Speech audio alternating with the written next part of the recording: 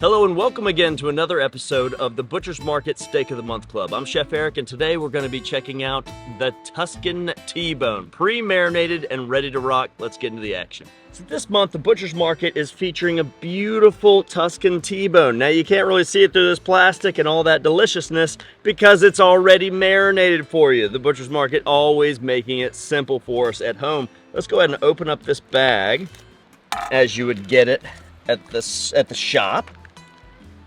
Look at that. Yo, that's pretty. Let's just go ahead and put it on the board here. And look at this. There's a large fillet side, a nice loin side here. This is pure T-bone, okay? Cut closer to the ribeye side, not to be confused with the porterhouse. This is absolutely stunning. And look at that rosemary. I see garlic, I see salt, I see pepper, done in the true Tuscan style. So we are ready to rock. There's nothing, no bones about it. This thing is ready to roll. So for today's grill setup, we're at 400 degrees Fahrenheit, and I've kind of mimicked how you would do it inside if you were to do it in an oven. So we're going to start over here on the right side and get a big bold sear as if you were right on top of the range or in a pan, right? If you had a cast iron pan. When I'm doing it on the grill, again, I want big bold sear. And then I move it indirect. If you're inside, you're moving it into the oven at 400 degrees. Drag test. All right, that's something I always do on the grill or a pan to make sure it's not gonna stick. It kind of ice skated right across the surface. Good to drop, and I always drop away from myself. I hear sizzle, I smell garlic and rosemary. Let's go ahead and get some grill marks on this. Look, probably 2 minutes, 2 minutes, flip, 2 minutes, 2 minutes, and then we're going to our oven or indirect side of the grill. So I like the caramelization on both sides, very nice. Now we're just gonna lay it on that semi-indirect side. You know what, I might even take that fat cap side and put it to where I know the heat's rolling over, just so I get a little bit more rendering on that. But that is beautiful steak right there. And now we'll pop on these Heat and Eat fingerling potatoes. And they're seasoned up really similar. You can see some nice herbs there, salt and pepper, olive oil. We're just gonna bring those to temperature as the steak finishes.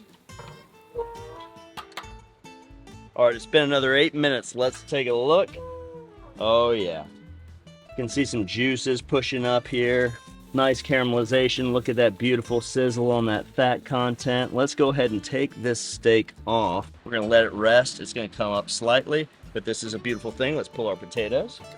So the reason we rest, and this is a very important thing, is to let those juices redistribute, right? As it comes off from being cooked, it's as tight as it's gonna get. Now we're gonna let it rest. All those juices that are pushed to the outside are gonna redistribute throughout. And as we slice into that steak, we're not losing all the moisture content that should be in each bite to the cutting board, okay? So here's our T-bone, if you will, all right? We're gonna set that right there. Beautiful. Now let's slice the fillet piece.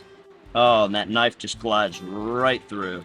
Now the loin side, and just slide that knife directly underneath and transfer to the plate. Oh yeah. And then because we have rosemary in there, if we deconstructed it, this makes that a nice garnish that makes sense.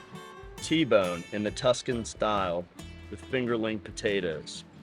The Butcher's Market makes it super, super simple for us. I mean, that was probably the easiest, best meal. You know, a value proposition, all of it, like perception of value. This is insane. Let's take a bite. That's fabulous. That is the prototypical absolute steak you want at home. The issue with this steak is you're not going to be happy going to a restaurant knowing you can do it better at home. Simple things done perfectly win every time. Again, I'm Chef Eric. Thanks for watching us today. Look forward to seeing you next month for another exciting episode of the Butcher's Market Steak of the Month Club.